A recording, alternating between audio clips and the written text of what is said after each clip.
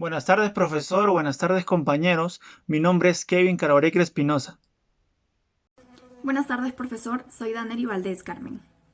Buenas tardes, profesor. Mi nombre es Lisandro Márquez Figueroa. En esta oportunidad vamos a explicar los lineamientos generales de la escuela matemática, desde sus características hasta sus principales representantes. Debemos tener en cuenta que a la economía matemática se le conoce por hacer uso de símbolos, gráficas y métodos matemáticos. Esto para suplir las explicaciones verbales. Paul Samuelson señalaba: para 1935, la economía había entrado a una época matemática. Era más fácil que un camello pasara por el ojo de una aguja, que un genio ajeno a las matemáticas entrara al panteón de los teóricos originales. El presente trabajo monográfico se divide en 3 capítulos. El primero explicará el contexto histórico de la matemática, para ubicarnos en espacio y tiempo en el surgimiento de esta. El segundo hablará de las propiedades de la escuela matemática. Esto para señalar los principales aportes que tiene la escuela al conocimiento.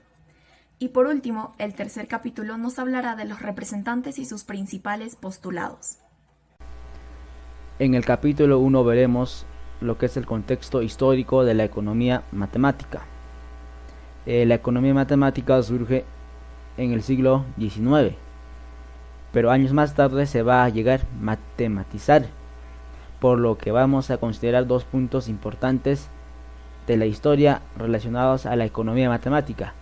Un primer punto vendría a ser la Segunda Guerra Mundial y el segundo punto la crisis económica de 1929. La Segunda Guerra Mundial porque a partir o como consecuencia de este hecho histórico va a adquirir importancia lo que vendría a ser el análisis del equilibrio general, los modelos teóricos económicos, modelos estadísticos econométricos. Por lo tanto, se dice que a partir de este hecho histórico, la economía matemática va a entrar a una fase intensiva. Esto se puede ver en el año 1944, donde es el año en el que muchos autores van a publicar artículos y obras relacionados a esta área. Es el año cumbre de la matemática. El otro punto es la crisis económica de 1929, porque a consecuencia o para dar solución a esta crisis económica se va a utilizar la macroeconomía, pero la macroeconomía fundamentada en el uso de las matemáticas. Por ejemplo, para modelizar los grandes agregados económicos se va a utilizar la matemática. Y también hay que rescatar el uso de las ecuaciones diferenciales. Entonces pasamos a los antecedentes. En un primer momento la economía se englobó dentro de las ciencias morales o filosofía moral, pero con el paso del tiempo va a obtener un carácter cuantitativo en algunos de sus conceptos y la existencia de mecanismos bajo la imprevisible realidad económica. Tanto así que los autores neoclásicos van a leer y citar a Cournot y lo van a considerar como el auténtico precursor de la economía matemática. Pero Cournot para algunos no es el verdadero precursor de la economía matemática, porque contextualizando a Cournot está en medio del pensamiento clásico y neoclásico, por lo tanto está limitado a lo que es la matemática, a la sistematización de la matemática como tal, pero sí tiene aportes, como por ejemplo una de sus obras publicadas es relacionado a la teoría de valor, donde se le atribuye que pasó de un análisis aritmético en la economía a analizar funciones dentro de la economía. Hay que resaltar también que autores recientes como Chiang nos dicen que la matemática dentro de la economía no es una rama expresa de la economía, pero sí es una herramienta fundamental para el uso y desarrollo de problemas económicos. Por lo tanto, adquiere mucha importancia dentro de la economía. En base a Arrow e Intriligator, encontraremos periodos de la economía matemática. Encontraremos 3 periodos. Un primer periodo llamado o denominado así marginalista, que va a iniciar en 1838 con la publicación de los principios matemáticos de la teoría de las riquezas de Cournot, y va a finalizar en 1947 con la publicación de Análisis económico de Samuelson. Rescatamos el uso del cálculo infinitesimal en este periodo. El cálculo infinitesimal que engloba al cálculo diferencial y al cálculo integral. Un segundo periodo que va a comenzar en 1948 y finalizar en 1960, donde va a destacar el uso de la teoría de conjuntos y modelos lineales en la economía. La publicación de la teoría de valor de Debreu en 1959. Encontramos un tercer periodo que inicia en 1961 y que aún no finaliza. Es un periodo de integración de las herramientas básicas, el cálculo infinitesimal del primer periodo y la teoría de conjuntos y modelos lineales del segundo periodo. También hay que destacar que en este periodo se introduce a la estadística para elaborar modelos económicos. Entonces ahí vemos la importancia de la estadística dentro de la economía.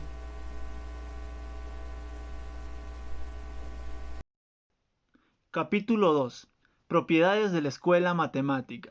En este capítulo abordaremos tanto las características y los tipos de matemática económica como teorías matemáticas, pruebas estadísticas y econometría, tratando de entender su contexto y explicando sus procedimientos e importancia para la economía.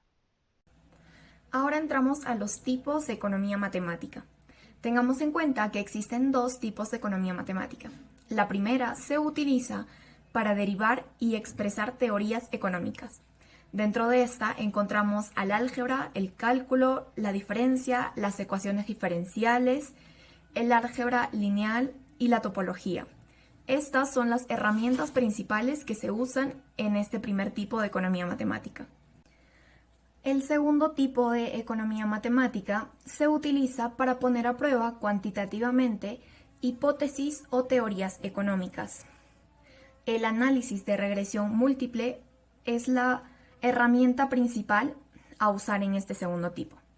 Entendamos que el análisis de regresión múltiple permite entender la relación entre 2 o más variables.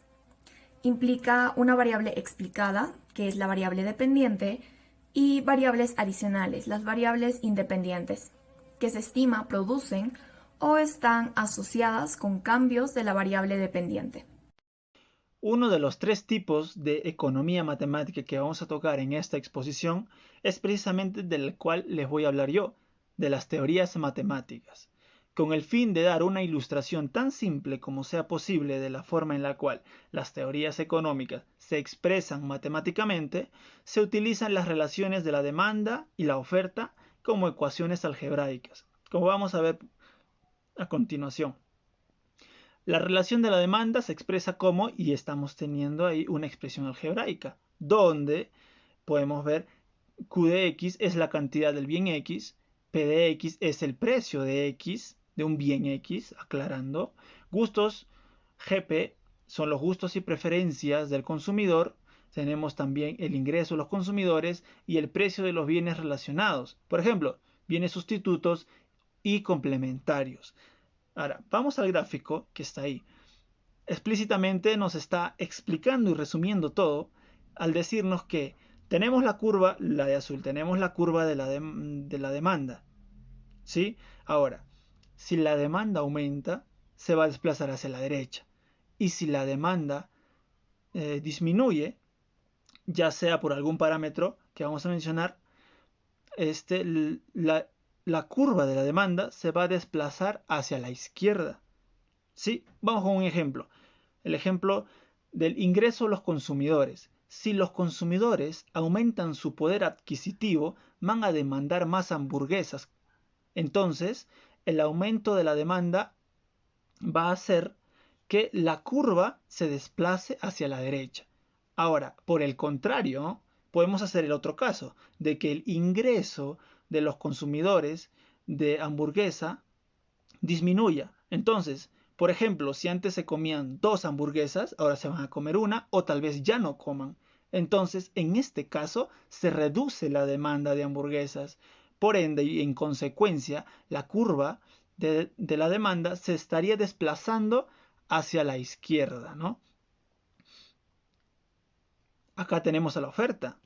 La relación de la oferta se expresa como, igualmente a la anterior, a la demanda, tenemos una expresión algebraica. La cantidad de un bien X está en función del precio del bien X, el precio de los recursos que se han utilizado para producir este bien X, la expectativa de los productores y la tecnología que se usa para producir X. Igualmente a la demanda tenemos un gráfico que prácticamente nos ayuda a entender los desplazamientos de la oferta. Al igual que la demanda, si la oferta aumenta, la curva de la oferta se va a desplazar hacia la derecha. Y si la oferta disminuye, la curva de la oferta se va a desplazar hacia la izquierda. Un ejemplo, vamos con un ejemplo. El precio de los recursos utilizados para producir X. Siguiendo el ejemplo de la hamburguesa que vimos anteriormente en la demanda, supongamos que el precio de la carne se eleva, lo cual para el ofertante no sería tan productivo. Por ende, ya no va a poner las hamburguesas que acostumbraba a poner en el mercado. En este caso se está reduciendo la oferta de hamburguesas y por ende, como ya hemos mencionado, si se reduce, la curva de la oferta tiende a desplazarse a la izquierda. En el caso contrario, si el precio de la carne baja, sería muy beneficioso para el ofertante de hamburguesas, para el productor de hamburguesas. En este caso pondría más hamburguesas en el mercado.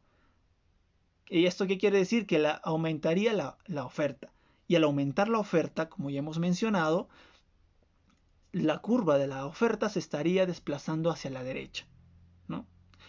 También quiero aclarar, por ejemplo, no he tocado el tema del precio. El precio, ¿qué pasaría si la hamburguesa sube de precio? Ya no estaríamos hablando de desplazamientos ni de la derecha ni de la izquierda. Tan solo estaríamos hablando de movimientos en la misma curva de la oferta, ¿sí? Entonces, con esa aclaración, voy a pasar a la siguiente diapositiva. Tenemos ahí lo que es equilibrio de oferta y demanda, o como lo conocemos comúnmente, el punto de equilibrio, ¿no? Como lo hemos visto. Aquí, en este equilibrio de oferta y demanda, es eso, donde la demanda y la oferta se encuentran en un punto donde ambos satisfacen sus necesidades. Por ejemplo, me explico, los ofertantes obtienen máximas utilidades y los demandantes maximizan su satisfacción. Por ejemplo, aquí el precio de equilibrio es 2 soles, ¿verdad? Y por 2 soles la cantidad de equilibrio es 7 hamburguesas que va a haber en el mercado. Con esto he decidido hacer este ejemplo lo más entendible posible. Pasamos al siguiente tipo de economía. En el segundo tipo de economía matemática encontramos a las pruebas estadísticas. Para ilustrarlo, vamos a considerar una técnica de uso común, el análisis de regresión. Supongamos que se desea poner a prueba la teoría de que las empresas con participaciones de mercado más grandes tendrán un mayor poder de monopolio y por consiguiente a tasas de rendimiento más altas sobre el capital de los accionistas. Esto vamos a denominarlo como R y lo anterior mencionado, las empresas grandes lo vamos a denominar como S. A diferencia de las empresas que enfrentan una considerable competencia y por lo tanto tienen participaciones en el mercado más pequeñas. Esas tasas de rendimiento, R, ya antes explicadas, se encuentran al dividir la utilidad después de impuestos de una empresa entre el valor del capital de los accionistas.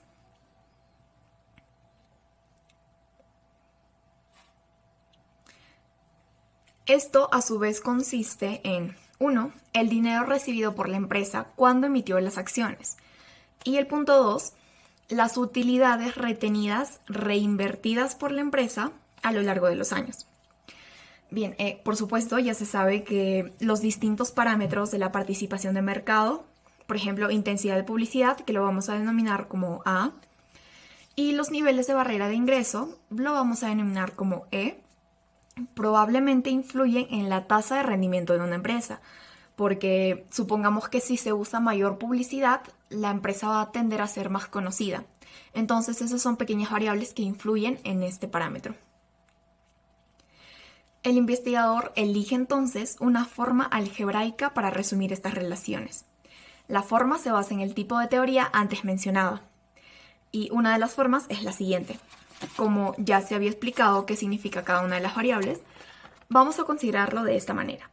R sería igual al primer parámetro de la ecuación sub 0, sería la primera, más el A sub 1, que ya se ve influido por las empresas grandes, más el A sub 2, el parámetro 2, que está multiplicado por la publicidad, como se lo mencionaba antes, más el tercer parámetro estaría influenciado por el ingreso, porque una empresa grande no recibe los mismos ingresos que una empresa pequeña.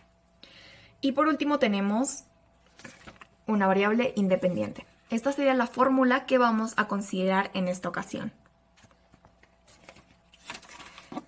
Bien.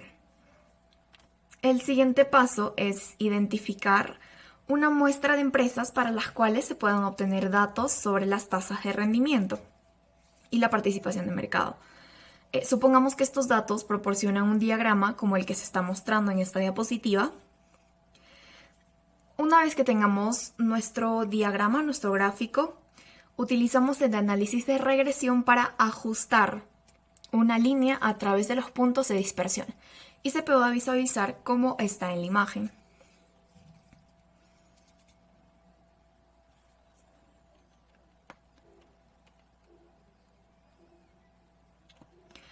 Bien. Entonces, ¿qué tan confiado puede estar en que cualquier parámetro estimado determinado es el verdadero?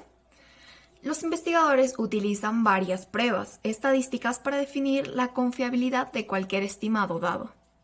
No es el propósito explicarlas aquí, sino solo dar a conocer el error estándar del estimado.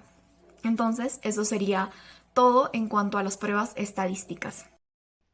Como ya hemos visto teorías matemáticas, hemos visto pruebas estadísticas, ahora vamos a ver econometría. La econometría.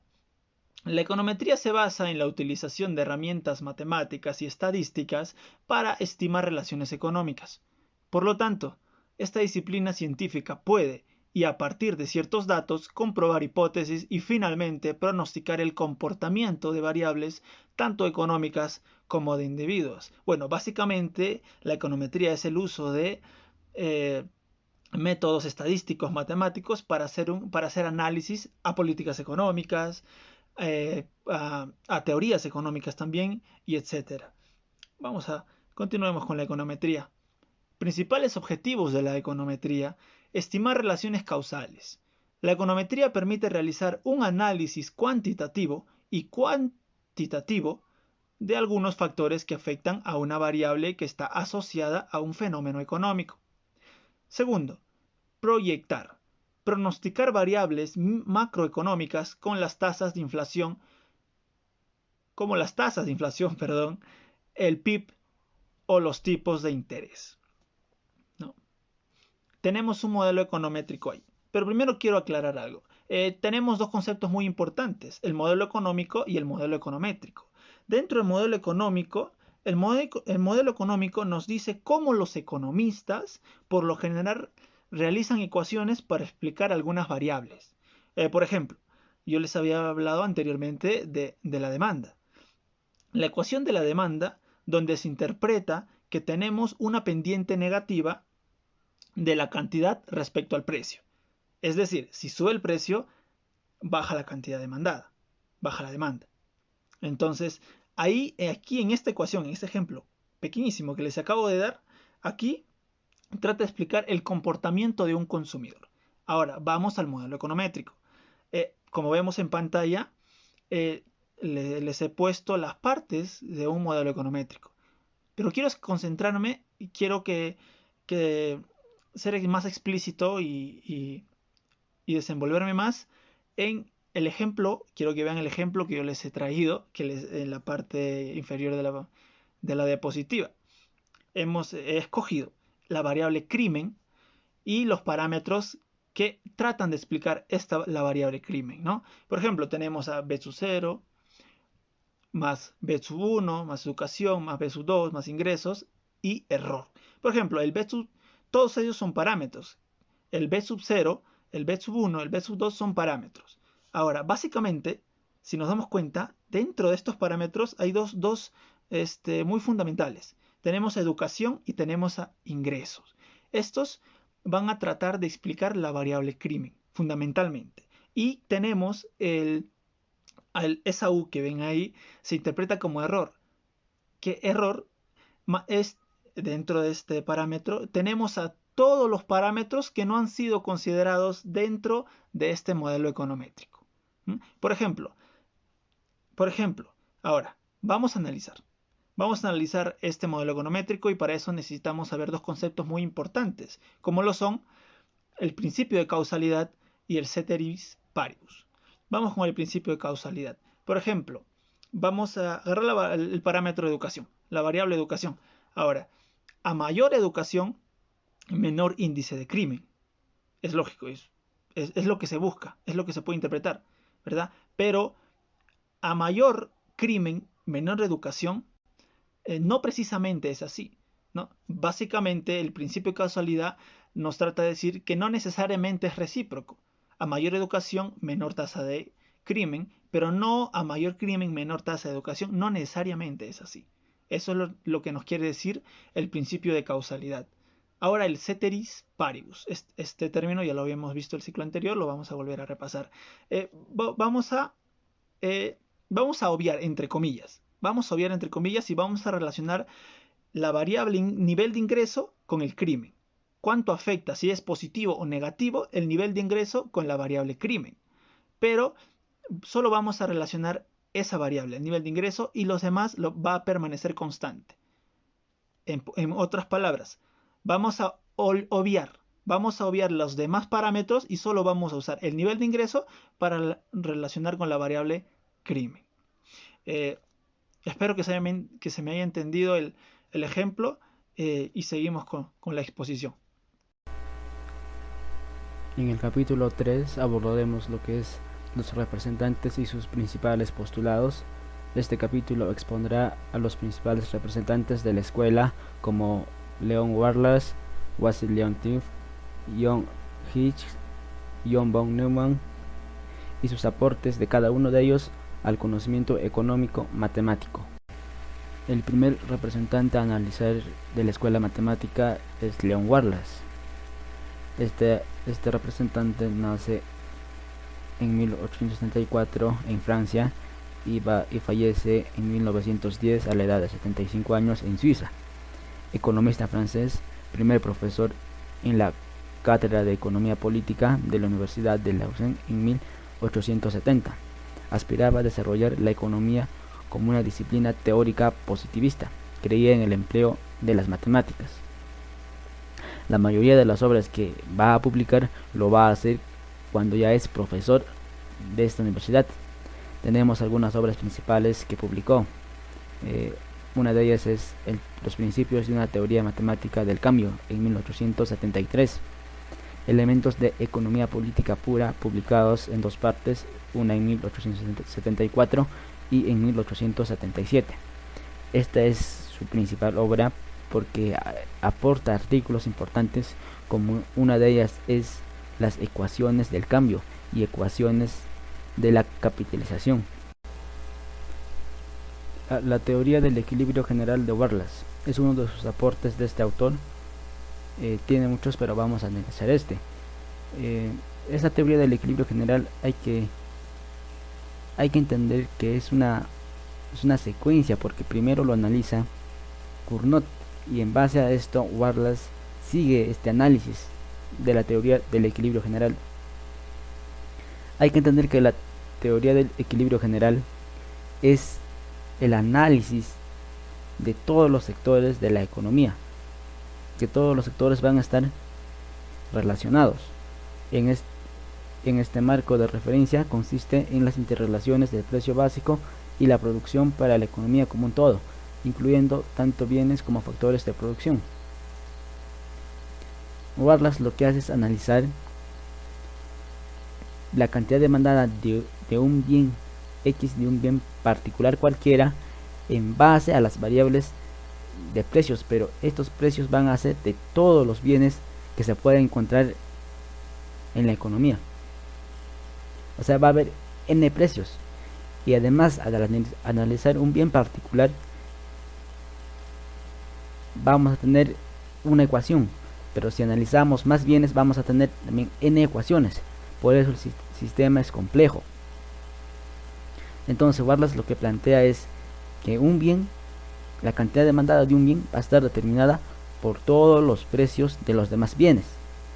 Igualmente pasaría esto con la oferta, porque en la teoría del equilibrio general nos plantea que la cantidad demandada debe ser igual a la cantidad suministrada, es decir, a la cantidad de oferta, y ahí lo podemos representar, lo visualizan con S1, S2 hasta Sn, porque también va a haber n bienes, efectivamente, y estos van a estar analizados a función de los precios de los demás bienes. Va a haber n precios igualmente que en la demanda. Por lo tanto, se da que si es que se da la cantidad suministrada y fija con n bienes, hay n precios que son desconocidos, va a haber n incógnitas. Imagínense, cada ecuación va a tener diversos precios, y esta ecuación va a ser parte de un sistema de ecuaciones, tanto para la demanda y por otro lado para la oferta, debido a que cuenta con una ecuación para cada bien. Hay n ecuaciones simultáneas, como ustedes pueden observar. Entonces lo que nos plantea es claro: cada bien va a estar determinada por n variables, pero estas n variables van a ser n precios de todos los demás bienes. O sea, lo que nos quiere decir es que uno no puede adquirir un producto a un precio tal sin analizar los precios de los demás bienes, que el consumidor tiene que analizar los precios de los demás bienes para que en función a este análisis pueda atreverse a comprar un producto. Como los conceptos del equilibrio general incluyen muchas ecuaciones y por consiguiente muchas incógnitas, la solución de un sistema así se vuelve cada vez más compleja. Efectivamente vamos a tener muchas incógnitas y la solución se va a volver demasiado difícil, pero lo que rescatamos de es que este análisis de la teoría del equilibrio general de Wallace representa un modelo matemático. La teoría que él tiene lo pasa a un modelo matemático y en las ecuaciones que estamos visualizando. Como he dicho ya, estas pueden ser un poco difíciles de resolver por la complejidad que va a tener cada vez este sistema de ecuaciones, pero que sí es un aporte a la economía muy importante. Ahora hablaremos sobre Wassily Leontief. Dentro de sus características encontramos que nació en 1906 y su deceso fue en 1999. Fue un economista estadounidense nacido en Rusia, fue un migrante. Obtuvo su doctorado en la Universidad de Berlín en 1928. Su principal contribución a la economía es su análisis insumo-producto, que se explicará en un momento. Y fue el ganador del Premio Nobel de la Economía en 1973. Ahora hablaremos de las tablas de insumo-producto, creación de Wassily Leontief. Bien, Leontief publicó su primera tabla insumo-producto en la Review of Economics and Statistics en agosto de 1936. Su tabla describe a la economía de los Estados Unidos en 1919, 10 años antes de la Gran Depresión. Lo describió como un sistema de 46 sectores. El interés de su análisis interindustrial se difundió como resultado de la Segunda Guerra Mundial. Entendamos que ocurre por todas las consecuencias que deja este conflicto bélico. La expansión de las industrias especializadas en materiales de guerra creó cientos de cuellos de botella que hacían que el crecimiento posterior fuera más difícil. Por ejemplo, la creciente producción de aviones requería una mayor asignación de acero, aluminio, motores y ciertas herramientas útiles para este bien. El análisis insumo-producto trataba de anticipar esos requerimientos y planear la expansión de esas industrias básicas.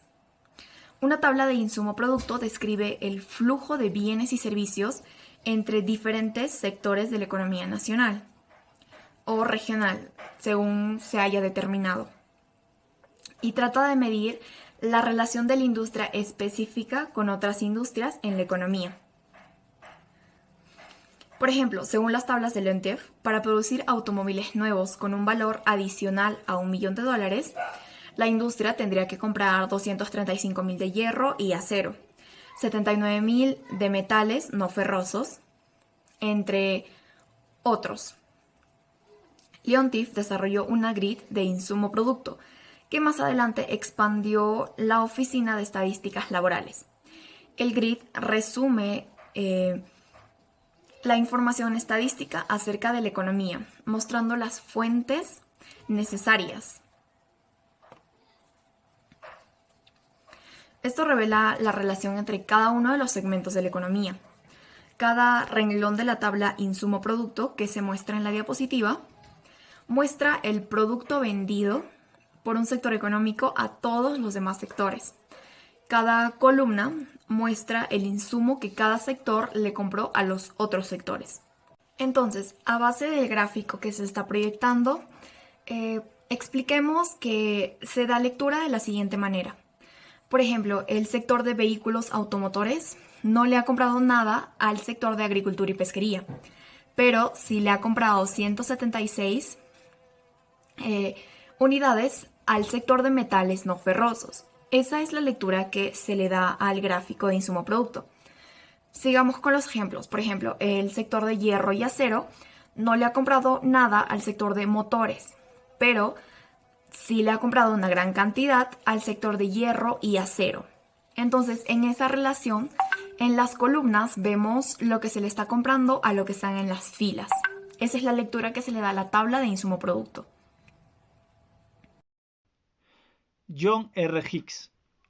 John R. Hicks fue profesor en la Universidad de Oxford y compartió el Premio Nobel de Economía en 1972 por sus contribuciones a la teoría económica pura. Las contribuciones de Hicks a la economía son muchas y muy útiles. Quiero resaltar una.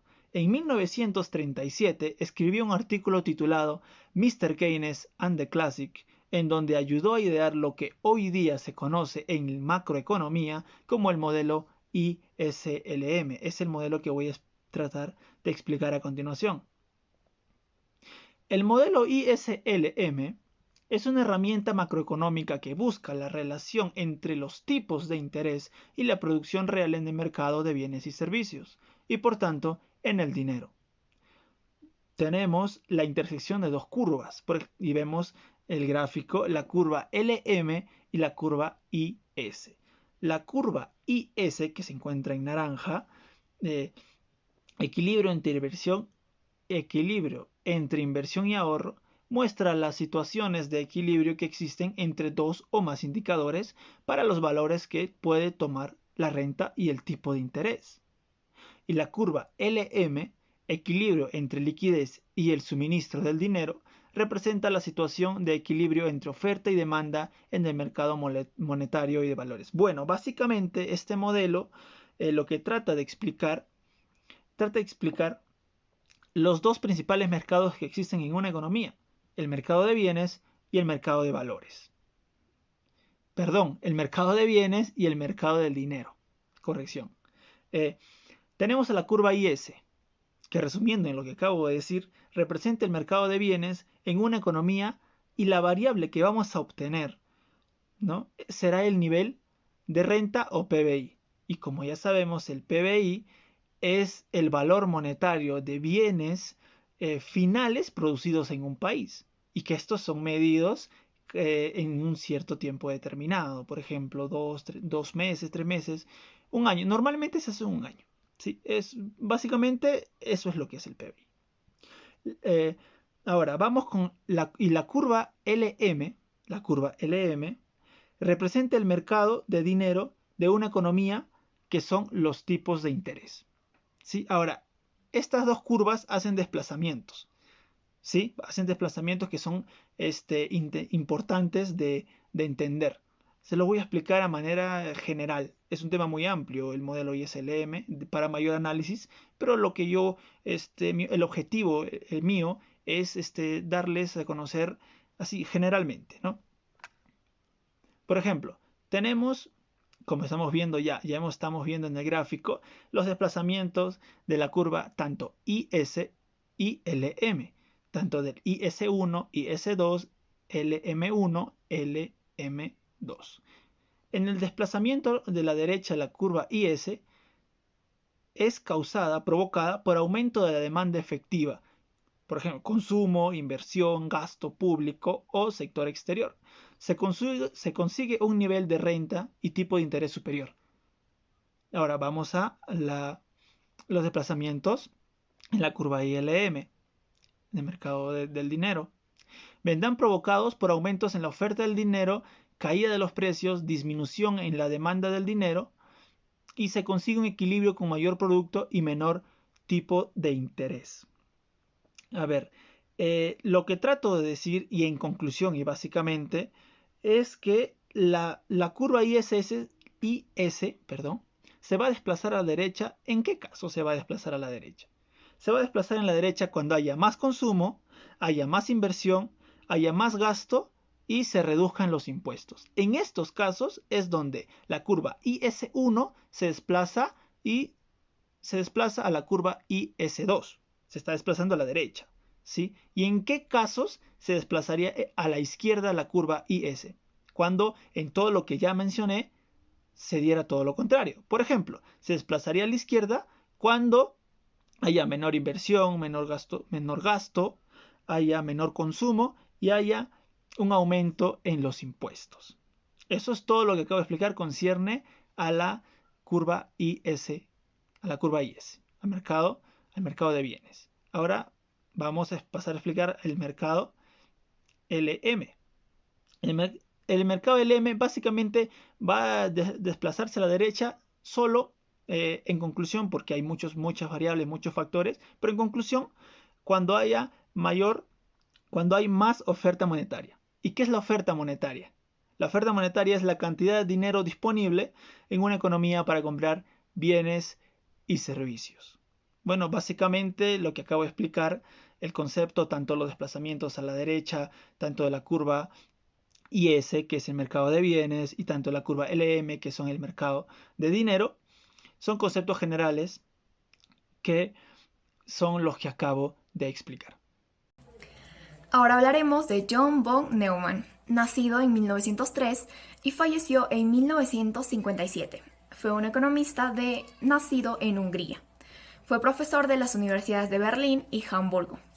En 1930 llegó a Estados Unidos, donde ocupó un puesto importante en Princeton. Allí escribió Fundamentos Matemáticos de la Mecánica Cuántica, una obra muy importante para la física. Y junto a Oscar Morgenstern escribió Teoría de Juegos y Conducta Económica en 1944. Hablemos de la teoría de juegos. La teoría de juegos es aplicable a situaciones análogas de los juegos de estrategia como el ajedrez y el póker. Los economistas habían señalado antes que los duopolistas son como los jugadores de ajedrez, que consideran cuidadosamente las probables movidas de su oponente antes de hacer la jugada. Este es un análisis previo. En esas situaciones hay intereses en conflicto y en cada una de las partes recurre a su ingenio para engañar a la otra. Por ejemplo, si una empresa considera hacer una reducción del precio en su producto, significaría una diferencia considerable si los otros fabricantes de productos similares también o no reducen sus precios. Por ejemplo, Si vamos a la tienda y deseamos comprar, por ejemplo, arroz, encontramos que lo vende a buena calidad a 3 soles y la misma calidad a 5 soles. ¿Qué preferiríamos comprar? Exacto, el de 3 soles porque es más asequible a nuestros bolsillos. Ahora, algunas decisiones de los negocios son abiertas, como los cambios de precios que se anuncian públicamente, las conocidas rebajas que se dan en los banners, la fabricación de nuevos productos, entre otros que todo el público conoce qué es lo que va a hacer la empresa. Estas medidas son análogas al juego de ajedrez, en donde ambos jugadores observan todas sus movidas. Otras decisiones son secretas, como los descuentos de los precios sub-rosa, la iniciación de los nuevos productos de investigación y la planeación de la invasión a los nuevos mercados. Esa es básicamente la introducción para entender las tablas de John von Neumann y Oscar. Ahora vamos a explicar el uso que se le da a estas tablas. Como se puede apreciar en esta diapositiva, tenemos la tabla, el matriz de resultados. Entonces, se da lectura de esta manera. Las estrategias de A, que las encontramos en la parte de las filas, y las estrategias de B, que están en la parte de las columnas. Se lee de esta manera. Cuando A emplea su estrategia A1 y B emplea su estrategia B3, ambos tienen una pérdida de -3. Ahora, ¿qué ocurre cuando A emplea su estrategia 3 y B emplea su estrategia 1? Ambos tienen una ganancia de +5. Esa es la lectura que se les da en comparación las estrategias de A y las estrategias de B. De esa manera se va viendo el análisis que se emplea entre estos dos jugadores o empresas, como deseemos denominarlo. Durante el desarrollo de esta monografía aprendimos muchos aspectos en cuanto a la escuela matemática. Por ejemplo, que su surgimiento se da a partir de la Segunda Guerra Mundial, independientemente de que el uso de la matemática haya sido usada desde el siglo XIX. Economistas como Leon Walras o William Gibbons fueron los primeros economistas que hicieron uso sistemático de la matemática en fenómenos económicos. La economía se englobó dentro de las ciencias morales o filosofía moral, pero pronto se observó el carácter cuantitativo de alguno de sus conceptos. La existencia de mecanismos o estructuras que subyacen bajo la imprescindible realidad económica. Por ello, para descubrir estas leyes internas de los fenómenos cuantitativos de la economía, a lo largo de la historia los economistas han tratado de establecer analogías con la matemática. Aprendimos también sobre los aportes que ha tenido esta escuela para el conocimiento actual. Por ejemplo, el uso de las teorías matemáticas, las pruebas estadísticas y la econometría, que son elementos que hasta hoy en día los economistas los empleamos. Eso sería todo. Muchísimas gracias.